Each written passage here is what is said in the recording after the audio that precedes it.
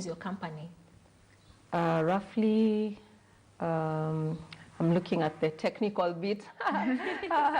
Roughly 13 years. Wow.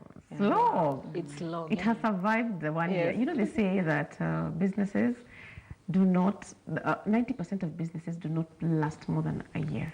Imagine 90%. Yeah. That means that people really are always thinking Starting something, starting. doesn't work, they start another starting, thing. Yeah. 13 years is... 13 years is what do you mean by technical? That means that Technical you had started means, and then you registered. So from the moment you Exactly. registered, Yeah. wow, how long Yeah. was it just a hobby, like something non-technical? Non-technical, possibly around 4 years. Wow. Yeah, Yeah. around 4 years. All right, tell us about it. How did you start? Were you in employment or you just came from school and dived into it? Actually, I started it when I was in school. In campus, we had a lot of lull moments in between, and for me, it used to really frustrate me because I don't like being idle. So on one day of the week, one of our lecturers introduced us to a production center where they were training people on how to produce for the European market. So I happened to attend the class on the last day. It was a Friday, it was a whole week workshop, but I only showed up on the Friday. But I only came in fact, I showed up on the Friday and I came in towards the end. Why? Why though? And because that's when I learned about it. So I just went when it was going on. Yeah. And the funny thing is during the Q&A at the end, I seemed to understand the concept better than the ones who had attended the whole week workshop. So I remember an elderly lady really insisted. She told me, "You seem to understand these things. Wow. You how long have you been doing this for me?" I was taken aback. I was taken aback that this is just something like I stumbled upon. And from there, I asked a few questions, a few pointers from the facilitator of the workshop. And then I followed through from there. I remember it was towards the end of the year, December, around November, December. And so I started with my first batch of wax. I was making now candles for Christmas that time. So when I went to the market, I found that they informed me that I was too late to do Christmas orders. So from there, I just got interested in that market and I started it from there. What were you studying? I was studying design, Okay. a BA in design. Okay. Yeah. So it was, at least you're one of the people who are lucky to be able to be doing what you studied. Because a lot of people, for example, I studied Bachelor of Science Chemistry and Biochemistry. Yeah. And then I worked in the pharmaceutical industry as a sales rep, and I didn't like it. But because of that short 6-month stint in sales, I got into insurance sales. So my first business was in insurance. And I like the serendipity aspect. You know, you talked about the fact that you got to learn about the seminar so late, on not just Friday, but Friday towards the end. Imagine. Yeah. So it's a lot of people in their entrepreneurship journey, there tends to be a lot of serendipity, good luck, by the way, chance, like just things falling in place at the right time, even without your awareness. And then out of that, a business is born. Correct. I say that because a lot of people like to sit down and think, what business shall I start? Business plan. What business shall I start? Yeah. And I find that to be very different from the way a lot of people in business get onto it. You see, for you, you didn't even have that moment to sit down and think, what shall I do? It just found you sort of. On the journey.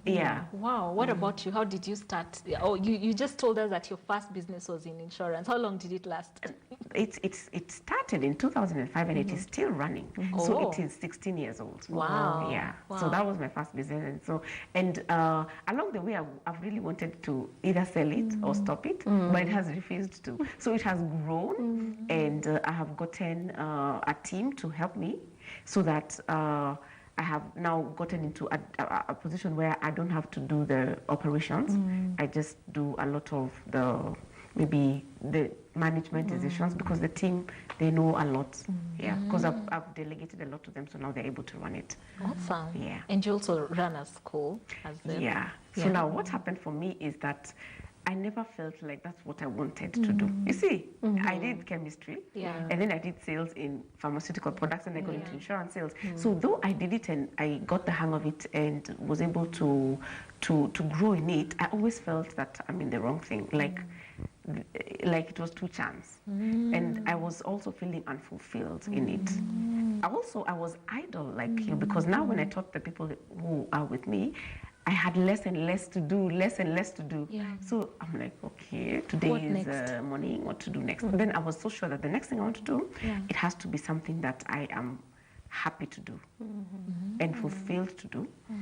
And that was very difficult to figure out what that was. That's a difficult Yeah, that was journey. difficult. Yeah, that was difficult. So what I did, I just talked to people who knew me. So I remember the two people I spoke to who eventually led me down that path are my mom. My mom always thought that I would be a teacher. I thought it would be boring to be a teacher. My kid bro told me about how I was good at tutoring him in math, in chemistry. And so they told me, you should be a teacher. And I was like, Hidden strengths. hidden strengths, yeah. So what I did is that I volunteered at my son's school for a year. Every Thursday I'd go into one of the classes and teach. And that's how I was able to discover that I actually loved it. Wow. Yeah.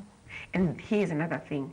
I always tell people who come to ask me is, sometimes when you're going for fulfillment, what is it that you can do for free and still be able to do it? Be happy. Yeah. That the joy you're getting off it is higher than the pay. Yeah. Yeah. Sometimes that really helps you to figure out what it is that you're so good at and wired for. Yeah. Wow, what is it that you can do for free? You ask yourself, what is it that you can do for free? I'm also asking myself that. So you're here, you've gotten interested in a market, Olive, and you're in campus. Yes. How do you start generating income from that? What happened with the first batch of candle wax, I bought candle wax. Then I remember I asked, it was I think 2K or something. I asked my dad for the money. I asked him if he can loan me the 2K, and then I buy wax. And that time I remember it's not tested or anything. Yeah. So if I buy wax, I'll pay him back. So with the first amount of wax production, I was able to make more than the 2K that I had borrowed. Profit. Yes, I made profit. you. Yeah, and then I had also a good amount of dead stock because of the timing. But I learned a lot. I got a lot of feedback. Yeah. Then I didn't give up because now we had a lot of lull moments in campus. So when I'm coming to campus, I'd also come with already made candles. Then I would package them. I would come like earlier, like if the class is at 11 or at 2, I'd come at 7. Then I'd make the packaging bags myself. Then I'd now pack the candles. Then I call my customers. I tell them what time can I come. I've already called them the day before, so I'd go deliver, then come back. So that when I'm going home, I don't have luggage. So I'd make sure I'm offloaded and I have money. Everything. Yeah. And who are your customers? From church, from school, from home? Actually, they were just cold calls. I would Wow. walk. Yeah, I would walk in Westlands. The first I went to Viking House, Banana Box. That Banana Box was there. They're now at and Sarit, I yeah, Spinner's Web as well. Actually, it was Spinner's Web, not Banana Box. It was Spinner's Web. So Spinner's Web, the manager gave me pointers and told me, I think you shouldn't make Westernized candles, make Africanized candles so that you target the Mzungu market here. So that's now what I did. So I really cracked my head on what to do, and in the process I stumbled upon a coconut shell candle, which up to today I've not seen a replica anywhere. Even if you Google, they won't get anything similar. Yeah. So It's your product. yeah, it's my your product. innovation, Yeah, your it's- creation. Hey, did you patent? Not yet. But you know, I Yeah, mean, some creative work you don't even need to patent because nobody can do it. Nobody can do it the way that you can. Yeah. I Yes. really admire people who create. Yeah. Yeah, because I feel like it is such a, like, I don't know, like a Genius. special thing. You know, Yeah. like that thing was not there, and then because of you and your mind, it has come to be. Yeah. And a lot of entrepreneurs are actually innovators. They are. Oh, I like the because you have fact to go against the grain. And I like the fact that you are doing cold calls. I think so many people who want to start businesses are just like, now who will buy my product? Yeah. You know, as opposed to just, you know, being bold and just going out there. And it takes a lot of courage. You see, one of the reasons why I'm so grateful that I was in insurance is because that's how we do it. Exactly. Yeah. It's a Yeah. Here you simple- are calling somebody you don't know Yeah. because you want to sell something to them. Yeah. And sometimes you get rejected a lot. And what that does for you is that it builds your inner strength, your tenacity, your grit, which is something that entrepreneurs need. Because the life of an entrepreneur is always very difficult, ups and downs. Yeah. So if you can't handle it, you're going to always fall off the bandwagon. Yeah. So those cold calls, they really Give you a toughen push. you up. Yeah. Yeah. Yeah. They do. Do you have like one or two experiences that you can remember when you faced some rejection yenye ilikuuma kwa roho? Hey, I Give do. us, give you know, us. I remember that the first. I used to have good grades in school, and when you have good grades in Kenya, people always assume you're going to be a doctor, a pharmacist, engineer. So I remember that when I told my dad that I'm an insurance agent, he was like, the look on his face was those ones of, You're why? wasting your brains. Why? Why have you chosen such a career which is so terrible? And I got that a lot from people who knew me before. And that is something that I really had to overcome a lot. But I remember there's somebody I called. You know, usually what you say is that, oh, hi, my name is so-and-so. I was given your number by my friend, and I wanted to talk to you about a certain product that we have, which we feel would be good for you. So the lady was like, this person, I gave them my number and they decided to give it to you. Okay, please tell them not to be giving my number to people. Hang up. Wewe. Hey. Ouch. Ouch. You just want to just wake up from, like, you know, here it's 8:30, 9 a.m. and your day is over and it shall not recover. Yeah. Just, you know, now you just start talking to the people in the office, hanging out, trying to just keep your spirits. The day is over. know, by the it's way. over, yeah. It is It's a wrap. done, it's You just finished. let's wait for 4. And you're we go young, home. you're new to it. Yeah. And you're like, wow. But now, as you talk to people, you realize those things happen to them too. So, you know, you just go out for breakfast or a snack and basically the day is over. You nurse yourself. You wait for tomorrow. Do you have an experience that you can remember very early on that just, you know, pained you? You bled. Let's say a good number first didn't understand the product. They preferred, let's say, candles in glass that look westernized, but the Very common. yeah. Yeah, But for me, it was a shocker. So until I got used to it. So my Kenyan clients would take the glass candles, then the non-Kenyan clients would prefer the rustic candles. Yeah. And that time trying to tell people about rustic. So I remember once we were at an exhibition and someone just came, looked at the product and is like, na si kitu ni nazi. Si ni nazi too. I know. You know, like, yeah. I can like do this. what's a big deal? Like, Like, why are you selling this? Like, why are you making it look like Yeah. it's so awesome? Yeah, Yeah. like Nazi. what's this? It's just nazi. I mean, you just broke a nazi. I mean, why is it so expensive? They rubbished. Yeah, they rubbished it, and I was like, Allah, you know, in your mind, I just give the person a mind block because Yeah. if you sit down to really think about it, they can weigh you down. Yeah. So, as she says, rejection, it's there. Sometimes also, I would try and do like deliveries to shops, just cold calling. So like I'll go like a circuit. I'll do a circuit. Like if it's Westlands, I'll go to all the curio shops. Basically, that's hawking. Yeah. Yeah. When you think about it, Yeah. Yeah. you're moving from one shop Yes, to shop. well, The way yeah. has moved from car to car. Yeah. Exactly. You know. And I'll be like, hi, how are you? I'd like to speak to the manager.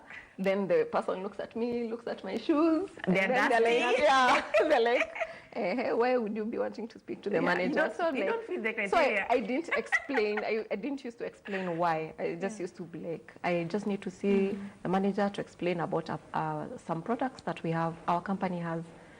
this time, it's just me. I'm It's the just you. production manager. The company is You are the company. Yeah, I'm the company, as you can see, you know. But you say Yeah. our, like Yeah. we're a like big team. conglomerate, Yeah. international. Blue chip. Yeah. So it was just crazy that the response, the kind of like resistance you'd get from gatekeepers, you know. Yeah. Yeah. So you'd get resistance, and so I learned, go straight to the manager. Don't ask the shop attendant. Yes. Don't ask the operations people, ask the decision maker. And a lot of times the decision maker would become friends, or Yeah. you know, we would chat for long, and they would give me pointers. They tell me improve on this, or bring your deliveries from this dates on if you're because we move product mostly in this month. So they'd give me pointers. Yeah. So I'd be able to look at even my campus calendar and know, yeah, we have holiday here, I'll make money, I'll be focusing on production, you know. So that's, so out of the cold calls and out of the rejection, still when you push a bit more, you realize that you get good feedback. You get feedback that you not have gotten. You didn't have to do a market survey, market research, and all these things. You're getting all those things. You're doing them Yeah. as you're on the job. Yeah, on the job, yeah. Yeah. I have And a if- question though. What motivated you? Because you were not the. A lot of people in campus did not do that. They preferred to idle. So what gave you the drive? Were you paying your fees, or were you supporting people at home, or did you just want to? Were you very ambitious, like you had goals that you wanted to achieve? Because a lot of people do not do this in campus. They party in campus. Yeah. So what was pushing you? And get sponios. Of course, that's what's cutting nowadays. Yeah. For me, I felt I felt that already my folks were paying the fees, and it was high. So, because I was doing parallel, and parallel was just a new thing. So I was feeling like, wow, the load is too much, and I have other siblings. So I was like, I need to make sure I have my pocket money. I can buy my own clothes. I don't need to ask for money for any other thing. So that I'm doing this on, and other than that, I guess there was also just that feeling of, you have all this, as a creative, you have all this bursting energy, a lot of things going on in your head. And so you're in campus where sometimes the lecturers appear, sometimes they don't. And Especially in BA, I think. in arts. In arts, it's more. sometimes, it's more yeah, time. there's a lot of lull moments. For me, I had not experienced lull moments in my life before. So Why? How come? because I was always busy. Like if we were in school, we were in school. Holidays, we were engaged. So Engaged with what, for example? things, the housework, farm work, all things. Yeah. So already within you, you had good work ethic. Yeah. And you Yeah. could see that your time is being wasted. Yeah. You see, that's something that's very important, because is that what we're teaching our children, you know? Or are we just teaching our children to just laze about the whole day? And then now, when they are in their 20s and 30s, you're like, why aren't you starting a business? But you see, it is not been inculcated in them to work. Yeah, I had Alicia Keys saying the same thing, that when she was growing up, she was like from piano class to violin class to dancing. Yes. So by the time you're getting into your 20s, your 30s, you cannot, you have to go to a therapist to tell you, you Slow need to down. rest. You're a Catholic. Your problems are reverse of the usual problems. Yeah, that's amazing. And just when you're talking about gatekeepers, I think to myself that I think the issue with a lot of gatekeepers is like, I never see the manager. So you with your dusty shoes, What makes you think who do you think that you're going to come and see them? And do you not know that I'm here to stop you? Oh my God, those guys have power. Yeah, they do. Yeah. They do. They And have I power. like the idea of just going straight to the manager. Yeah. Like don't, and you know, if possible, avoid the gatekeepers. But you know what? It takes a certain skill to be able to avoid the gatekeeper, because there's some that you can't. Sometimes they're there. It's hard to navigate. So sometimes you around have to them, befriend them, to carry a little gift for them, you know, sort of bribe them in a way. Yeah. Because, by the way, they can frustrate your efforts, as in for real. It's true, yeah, and you have to befriend them. Or how do you bypass them? For me, I think you weigh the situation. You weigh the situation. Is it a once in a lifetime opportunity, or are you able to come again a different time? Because maybe if you come, let's say if you come the first time and they tell you, manager kwangi hapa, or hayuko and you know the manager is You there. can't even see the car. Yeah, you know the manager is there. You just figure out either to come a different time or a different day, and you will still see the manager eventually. Yeah, you'll still see the manager. Okay. Okay. But once you cross that barrier, I like what you said, that if you get the right people to talk to, it makes you make huge strides early. Yeah, because you see, you are being told what kind of products, for which market, what time to produce. That is very critical information about your market, which is going to make a big difference in your business. Yeah. So after campus, did you go into employment or did you go into business? And how did your parents respond to your decisions? It's a long question. and we've skipped a lot, because were you in first year when you were doing all this? Yeah, I think it was first year, it was first year, because first year we have a lot of lull moments in the first year. The third year, fourth year, you're not breathing, you're not sleeping. In fact, I would do 3 hours sleep, like only, because we have theories and then we have practicals. So you have to work the whole night to deliver. So, and that's pretty much how the career is as well. So I actually was employed in first year. I was employed in first year. Then when I was waiting to be called to campus, I was employed in a graphic design company doing sales. And so for me, when now the timetable became a bit hectic, I decided to let go of the job and concentrate on campus, because we are waiting to be called to campus. It's the big thing, you know. Big thing. Yeah, so that's when now I was really feeling the lull moments. I was weighing, I'm like, I had an income on this hand. Now here I am seated waiting for a lecturer who nobody knows whether they're showing up or not.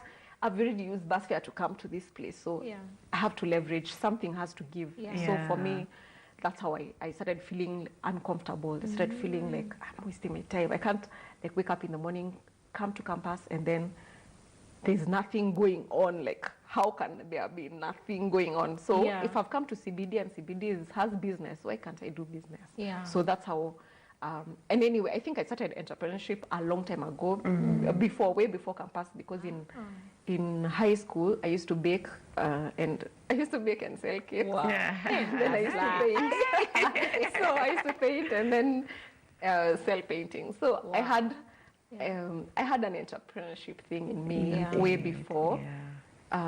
Before campus, but now in campus, because I had never had such lull moments, I saw, now let me see what's the best we can do, what's the best I can make out of this situation, other than complaining, because guys would be like, busy watching movies, busy, I don't know, visiting where, and for me, I never had the time. Oh, that's nice. That's really nice.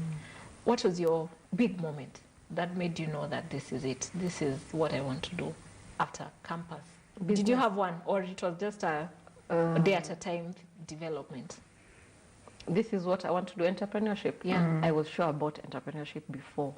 I was sure about it, but now, because everyone, you know, like the way in life, like, oh, okay, you finished primary, now you go to high school, the next thing you go to uni, the next thing, you know, everyone expects you to be employed. So I was employed simply because that's what people do. You send CVs and you get your job. So I was employed after campus. I was employed in 3 companies, and then I stopped employment and now joined entrepreneurship with full throttle. So the thing for me also that I wanted to just chip in is that there's usually that expectation. Sometimes when you're in campus, you're really pushed to finish quickly and get a job. Yes. Now me, I was very disappointed with my first job. Actually, I didn't like it at all. And so it was an anticlimax. My second job in insurance was good, but after 6 months, it wrapped up. Like it was a short contract. So I was sort of panicked, and it's interesting that those situations can push you into entrepreneurship sooner rather than later. Because you can wait for a job and it's not coming. It's not coming. And a lot of and that situation has become more and more common, which is why I'm so happy for you that you started this in first year. But I'm surprised that you actually went and were employed in 3 companies before you finally made the leap back. And what I want to say is that when you do entrepreneurship, a point reaches where, and it happened for me where I now was, I got an interview, and then I sat down and I realized that this company is going to expect me to work from 8 to 5 and probably even work later. Yeah. And they're going to pay me X amount. Right now, I do my insurance business. I work, let's say, 3-4 hours a day and make the same X amount. And I was like, hey, if only I put in more hours in my business, then I can even make more than X. Exactly. So that's the point I decided. For me, it was a wrap. Like, forget about it, forget about employment completely. Yeah. And so I just was able to focus on business, and I thought that was like a defining moment, you know. So what, you know, you had your first employer, your second employer, your third employer. Why didn't you not go to your fourth employer and decide to come into entrepreneurship now full time? Because I was, during my free time, I would do my own work. Okay. And I was getting too many requests that I couldn't handle while still employed. Yeah, it's like your business was, it was now becoming Competing. more, it was competing and needing you more than your work. Exactly. Yeah. And also with employment, the hours were like way too long. Yeah. And the outcome was disappointing. It's true. Put it that way. Yeah. Yeah. Well, in entrepreneurship, if you decide to work 2 full days Yeah. and sleep 3 days, Yeah. it's your business. It's Yeah. your. Let me say it's your. You choose your unachagua njaa. You know, like You whether choose you're- your struggle. Yes, if you're going to eat or not. Yeah. It's for. It depends on your effort. Yeah. Depends on your effort, and also people putting in a good word for you sometimes is like everything. Is like the make or break. Yeah. Yeah. So the thing that, especially Nairobians, have you heard that song, Ogopa Nairobi? But especially Why? Nairobians. Because, No, that is nothing to do. This question has nothing to do with With that the song. song. Yeah, but I think for me, the thing that I Ogopa Nairobi for is rent. And so I think entrepreneurs might really struggle with rent. What was your experience? Were you living alone when you went into? No, luckily for me, and I see that a lot, by the way, because sometimes when you sit down and have that conversation with yourself of I want to start a business, the people who approach it that way tend to immediately go towards the side of expenses where they're like, okay, let me look for an office, let me look for furniture, let me look for whatever. Websites, They go right receptionists. into expenses, which, by the way, in my opinion, is the wrong way to go about it. So, me, I went into sales more. Luckily, because in insurance, at least the insurance company is able to give you an office space. And then what happens is now that as the sales grew, I was able to add on the expenses. So you find that the income grows higher, quicker than the expenses. I don't know what was your experience, but like, did you start with an office immediately, or did you like work from home? Wait, I wasn't even there yet. Were you living alone or No, with your parents? I was living or with my married? parents. I was living with my parents Okay. because I was just from campus. I had not moved out. Luckily for me, my parents were living in Nairobi, and I was working in Nairobi, so I didn't feel the need to move out. My parents also did not want me to move out. I also did not want to move and live in a bedsitter. I know some people find that experience awesome, but me, I just didn't want to live in one room with a bed and everything. Everything I can say I didn't want. Yeah. Okay. So I stayed with my parents for a long time. Yeah. And were you living on your own when you went into employment? I mean, into self-employment? I was just transitioning. Finish that sentence. I know. Yeah, She I know. stopped Kuna it. kastori hapo. Hapo kuna kastori. I think she was trying to. Anyway, do you want us to go there or avoid? I think she wants us to avoid. Avoid your choice of Yeah. Okay. But was that okay? I think initially I thought you were asking about rent for the business. Yeah, But you that's were it. I talking was going to about say, rent, your personal. I mean, now because it happened between me leaving home and me getting married. So Yeah. it was in that transition. Yeah. Okay. So you had like two places, 2 homes. Yeah, 2 homes. So rent then was not an issue for you, for Still yourself. employment. Yeah. Because I have the feeling that when you're going into self-employment, it's advisable to, it's either like you're starting off with a lot of income generation, you know, something that's already generating a lot of income for you. But if you can afford to, I mean, if you can live with a parent or a caregiver, I think it really helps you to build your income. Because when you're paying rent, your profits go into the rent, and you know, rent in Nairobi is not a joke. Like even, I mean, from campus, even if you're just paying 10,000, for example, for that bed sitter, it's a lot. It's a lot, So it's something that a lot of people fear. So anyway, so you've started, so you've left campus, you've done your 3 jobs, you've gotten into employment. How was that for you? My first job was quite slow, if I can call it that. It was, I didn't feel it was fast-paced, the way I was feeling like I have so much energy. You know, and it was more of plain construction, and they didn't have a design element as such. So I didn't feel like I had a place to execute my creativity. I was struggling with, I would finish like, out of, let's say, my workload for the week, I would finish my workload on Tuesday. And you have Wednesday, Thursday, Friday. What about working on Saturdays? Yes, half day. So, and you had to report. And you had to days? report. It was, you know, like you have to report. You have to be seen. So that's why you started your business on the side. Yeah. So I because was you had like, time. So I would. For me, it was simply not making sense. In terms of, so I looked for another job. When I resigned, when I went to tell my boss that I'm leaving, she was like, "I'm not surprised." I'm not surprised. Sorry. See that. I need to cut you short, but we'll pick it up right there when we come back from the break. Don't go away.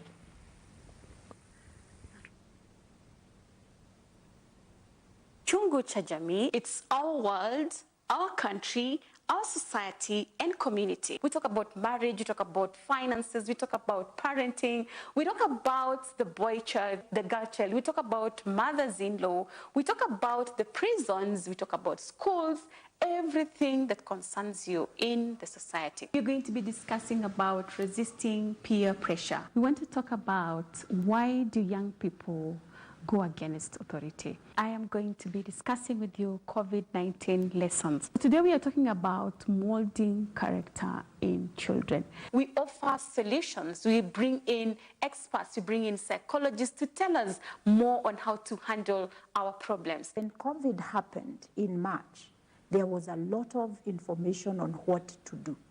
Come to this place at Chungu cha jamii on the round pot, have some soup, and talk about the issues in our community. The parent, the child, and the teacher must work together in order to inform that child. It doesn't matter how far you've gone, even if you feel like it's too late. Check the child's behavior. If just something slight changes, don't ignore it. We are meant to live in peace. Get to understand yourself. Get to understand your thoughts. Thank you, viewer. I am glad that many of you have been watching and sending in your comments.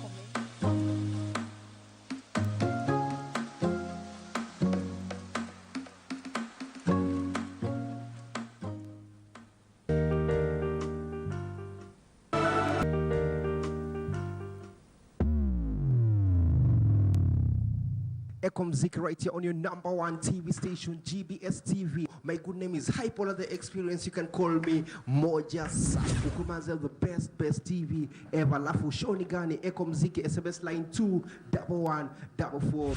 Tunakuchezea zile ngoma mpya zenye zimekuwa zikitokea hii wiki. Anytime ulizia bila God nikulia na wakinikeuzia I know you got me girl, yeah you got me girl. Kautam Nikisa maneno nasikia kautam. Ati wanauliza gospel imedu this a same thing we have to do. So Bible now we hand, so we physically, spiritually, lyrically, mentally. Leo manze tuko na wasanii wa daily ndani ya nyumba. Tuko na muziki kali, tuko na countdown kali. Yaani kila kitu leo iko fresh. Chukua sharubati, hiyo ni juice hapo, unaweka mguu juu ya meza. Triple. Yeah. Tumia mtu salamu pale mahali unakulanga chapo dondo. Nani mimi? Walifunga.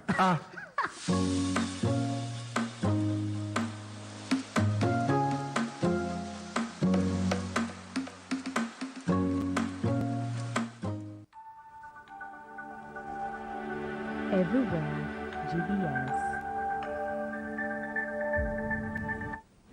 Welcome back. Thank you so much for your company. And we are talking about Olive Kibunja's journey in entrepreneurship. And today we are also putting the spotlight on our host, Anne Murimi. She's also an entrepreneur. And we're just learning about entrepreneurship. And you were telling us about the point at which now you're employed and you have so much free time. And how you're now starting to do something on the side. A lot of people want to go like a very traditional way. I want to start a business, so I want to take a loan, capital, nini.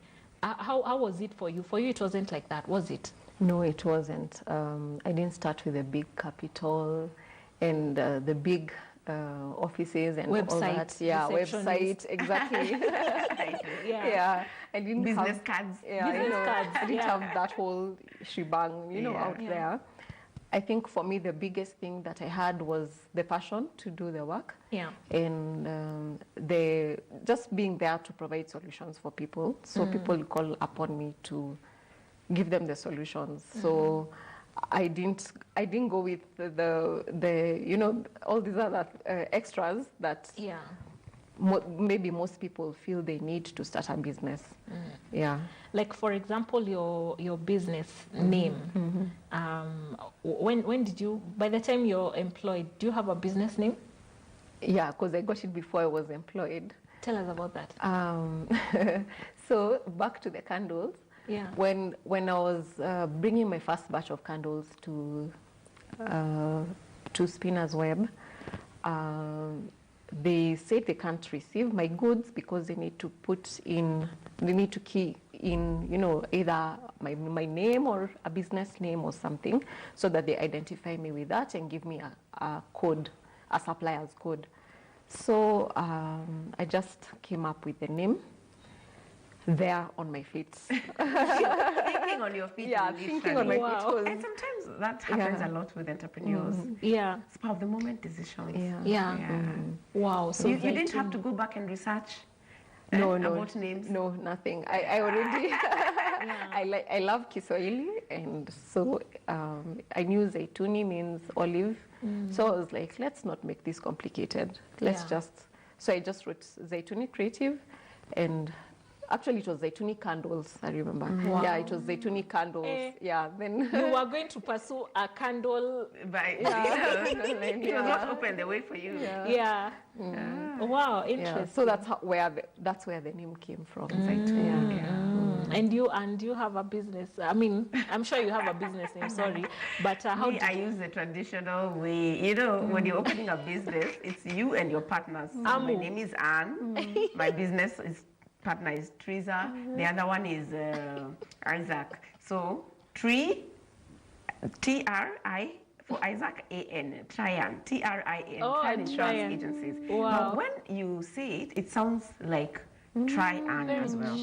But honestly, a lot of Kenyans, our default is just using the first two letters of your name and your partner's name or your surname. So that was how that one started for me. Oh, interesting. Yeah. But for the school, which was a later business, I really struggled with it, by the way, because I was not approaching it the way I don't like. I'm starting a business, what shall I do? A lot of analysis. And you can get into analysis paralysis, which is why I like that. For you, you are asked, what is your business name? And you are like, I like Swahili. My name is Olive Zaituni, immediately. Yeah. And then it's already a creative name. Yeah. So I really struggled to get the name Garden Brook School. But eventually I went with that because where the school is, there's a brook So I was like, okay, there's a book and it's in Garden Estate, so Garden Brook School. And I was struggling because a lot of schools use Brook. And so I was feeling like I'm copying and I'm so uncreative, but I was like, you know what, whatever, we are going with that. Yeah, and so it stuck. But getting the name sometimes is quite a challenge because you overthink. You overthink. Yeah, but when sometimes when you just think spur of the moment, you get a very unique, nice name like Zaituni. Yeah. I like that, Zaituni Creative. So at what point did you move from Zaituni Candles to Zaituni Creative? When I needed to do more of design. Yeah, so there's a moment that happened that you sort of grew. Yeah, when I left employment, that's now when I decided. That's when now I founded the Zaituni Creative as a limited company. Then I chose creative because it gave me a broader base. Because as a creative, at some point you might get tired if you just say candles. You're boxing yourself. So I didn't feel like I want to feel caged. I wanted to be free to run with whatever creative enterprise I can come up with. Is there one big challenge that you faced that you would be able to share with us? I can say a big challenge that is now somehow being overcome and being turned around. Maybe it has taken 10 years. Is at first when I started, nobody knew what interior design is. Or rather, I mean, I would say maybe 1%, like really, out of maybe even out of 100 people, maybe only one who would understand would pin down what interior design is. So a lot of times you'd say, I do interior design, then someone would tell you, oh, unajua kuchora? Ikikupatia passport unaweza chora. You know, it was like that. It was that bad. Yeah, it was really bad. It was really bad. Like, no. I would get so frustrated. Some people I would answer, some people I would just keep quiet. Like, I'll just look at you in shock. Like, like, please what go are you away. asking? You know, just go away. As in, what are we discussing? You know. So awareness. Awareness was really low. Now it's there. Now it's there, although there's a lot of also confusion with interior design and interior decor. As most people understand interior decor, which is items which you are able to change, like mostly soft furnishings, like carpets, curtains, paintwork, wallpaper, things that you can change quickly and easily. Maybe that can be a good guideline to differentiate. Interior design is more of the space planning, the ergonomics of a space. How does this space work with the human body? How does this space, how can we maximize this space to give the human body the best outcome in that space for the function that space is designed for? So, I think I get it. Allow me to just interrupt about when you go house hunting in Nairobi. There are some houses you enter and then you wonder, nimeingia sitting room ama nimeingia choo ama nimeingia kitchen. As in, you're like, the person who created this house, what were they thinking? Or you enter and then you find yourself now in the toilet, but the door is not closing. Okay, have you guys experienced those things? Reminded me of those houses. Or those houses, you've just reminded me of those houses that the proportions are so interesting because you enter the toilet and you can barely squeeze yourself in. You can't fit. Like, if you're past a certain body size, you can't fit into touching the walls, you know. Yeah, and the sitting room is well spaced. You find they even have maybe a foyer. Is it called a foyer? Yes. They have a foyer, but they cut toilets. It's so tiny. Yeah, so I guess is it those things? Is designing those space? Yes, it's those things. The what do you allocate towards and what works where? Like, a good example would be you look at bathroom tiles, floor tiles. Yeah. A lot of people skimp on getting a professional to give them advice.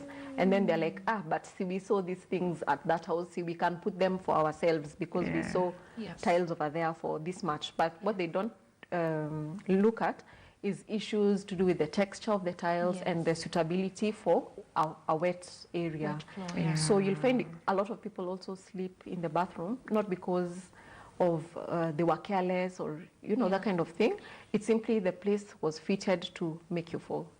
The tiles are not appropriate for the bathroom. So when they are wet, it's crazy, and the consequences are so dire. I know, right? That's true.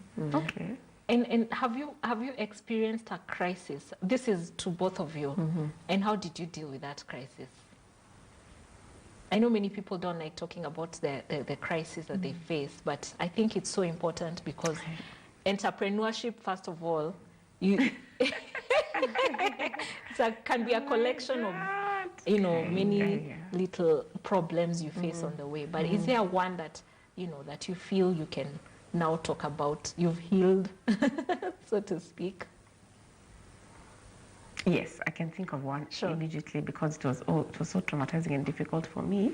So the second business, I was over optimistic, and I was not. I don't know why that happened to me. It was the second business, but it's like most of the time, growth can be, you can scale immediately. Other times you grow inorganically, pole. Yeah. So here's a school, and I'm just thinking that I'm going to open, and then we're going to have like minimum 10, 15, 20 kids.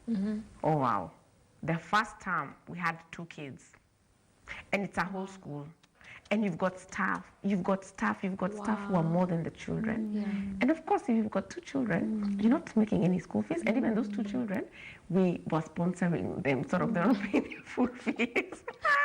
It was a nightmare. So they're also staff. Basically. They're part of staff, the 2 kids. I had to have a meeting with my staff to discuss the salaries and to lower them. And it was extremely difficult because the business has to pay the employees. Yeah. And I had to now forcefully reduce expenses. Yeah. And that meant my staff was affected because now they had to take pay cuts, and they've just been working for like a month. It was so terrible. Wow. Oh my God. That was a crisis.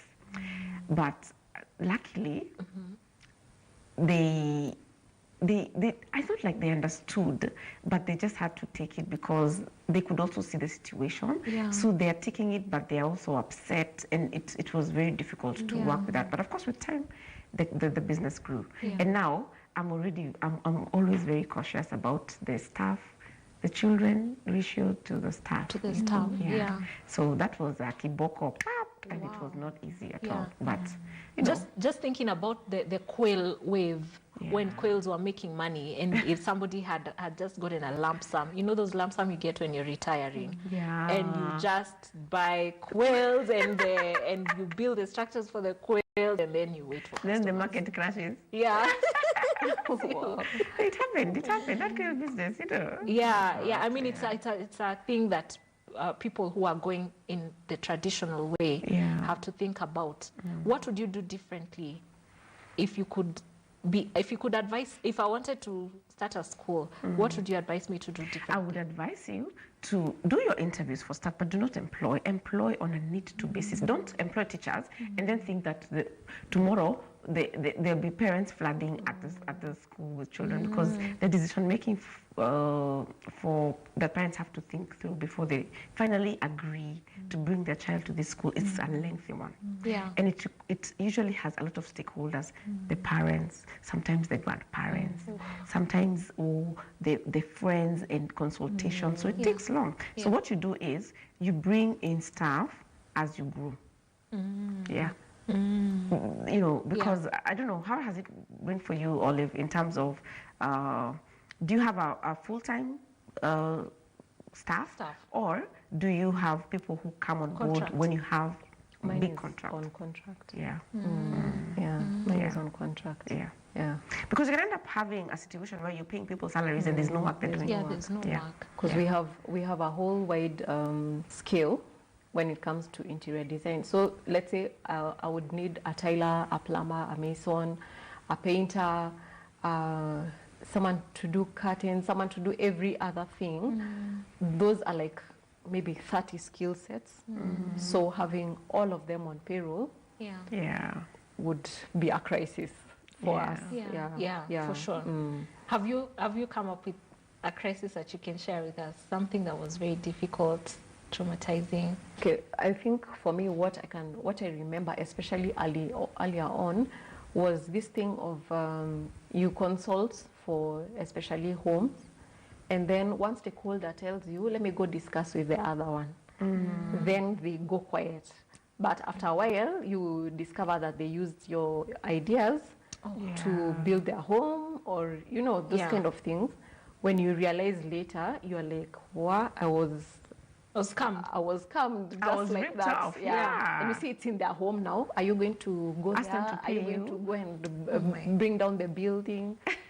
That's a catch-22. How do you deal with that? And that happens a lot for people in your It is, industry. yeah. Because people feel that you need to give them your ideas before they pay. Exactly. So you give them your ideas, they like them, then when you send your bill, it's too high, but you've already given your ideas. Exactly. So how are you going to now work be around paid? this? Yeah. Okay, I think now because of experience, I'm more or less good at sifting through character. From the first meeting. If they're really difficult, maybe second meeting, I'm able to see, is this a serious client or not? So we've also come up with consultation fee before engagement.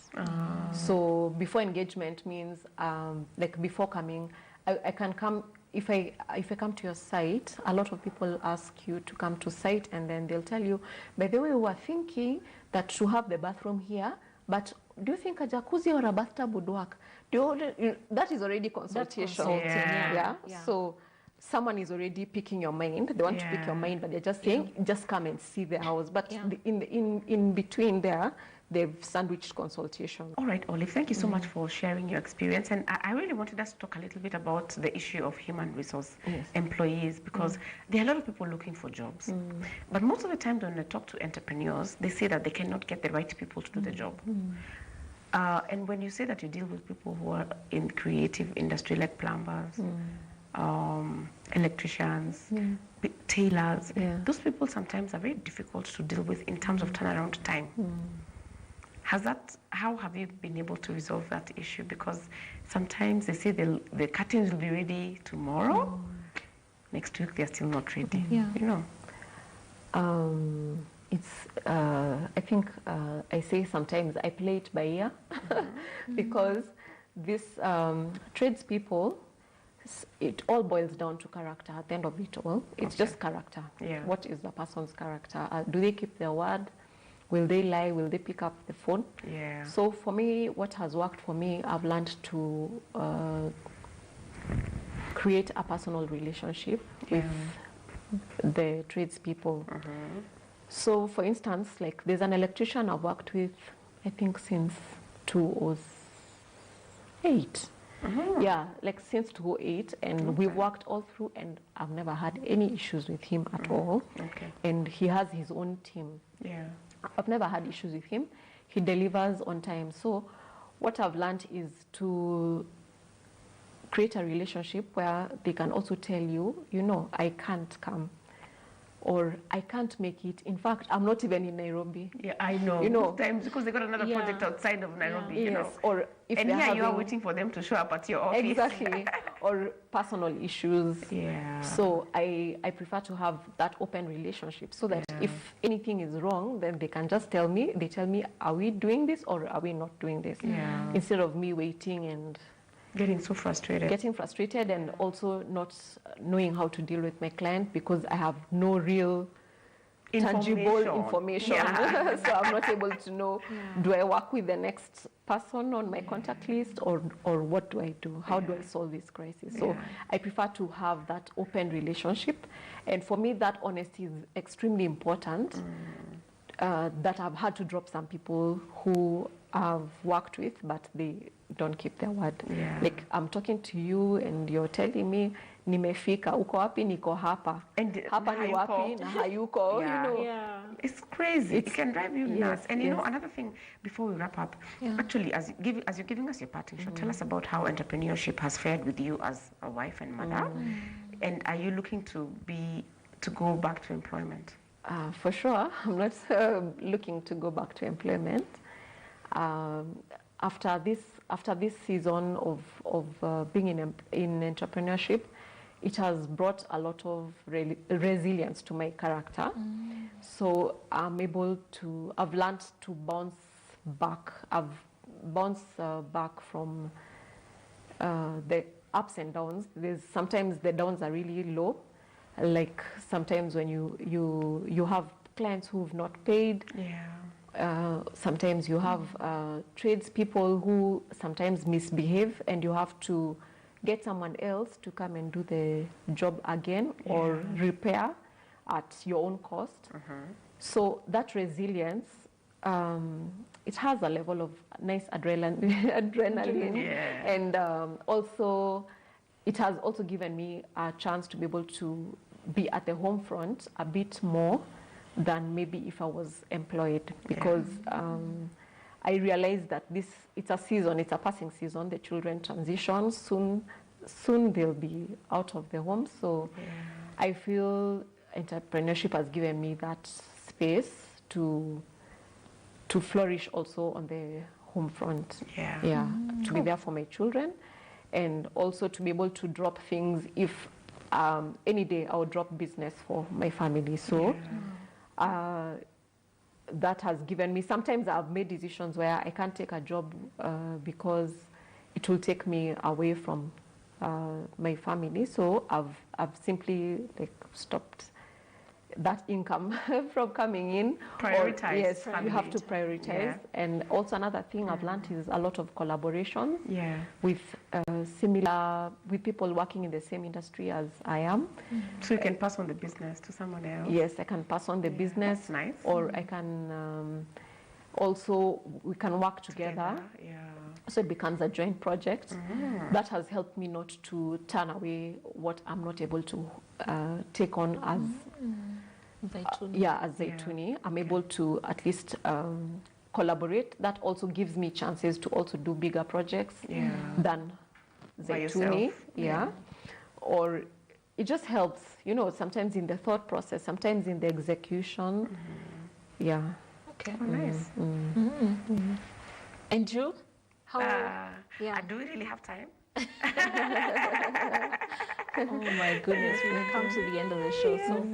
So maybe you can just give us your parting shot and what's your take home from all this?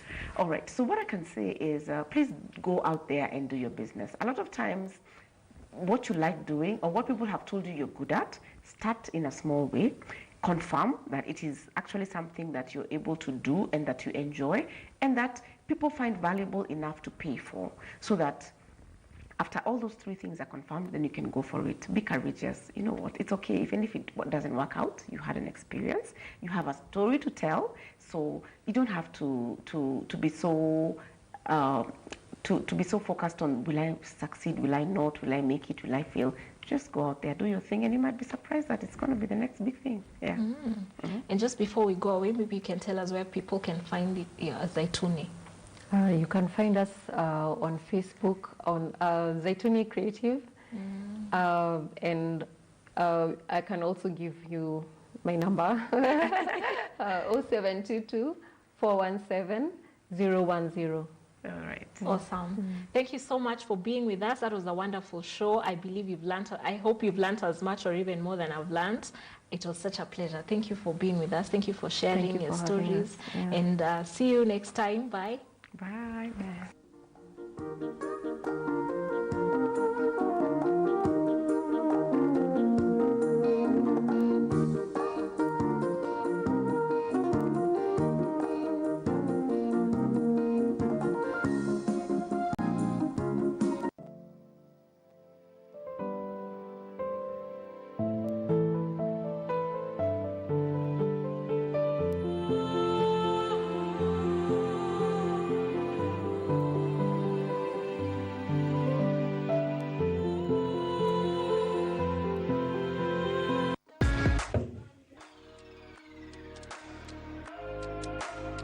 Hello, welcome to the GBS article, where entertainment meets enlightenment and creativity meets exposure.